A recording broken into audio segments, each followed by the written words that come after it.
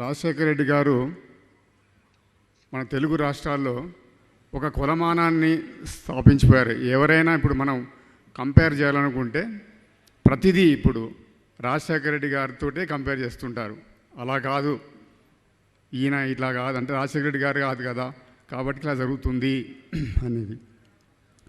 So నేను బాగా observe చేసింది సార్ దగ్గర, is a perfect gentleman with 100% positive traits of A leader.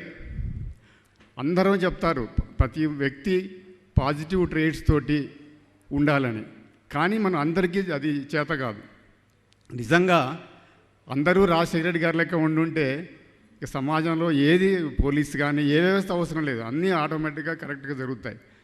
ఈరోజు అందరూ మనం ఎక్కడ పేపర్లు చూసినా కూడా మనం కొంతమంది కలవలేకపోతున్న ఒక బాధ ఉంటుంది. కానీ రాజశేఖర రెడ్డి గారి విషయంలోకి వస్తే ఈజ్ ది టోటల్ యాక్సెసిబిలిటీ. నేను అనుకోవటం నభూతో నా భవిష్యత్తు, అటువంటి లీడర్, అటువంటి యాక్సెసిబిలిటీ నాకు తెలిసి ఎవరికి రాదో అనిపిస్తోంది.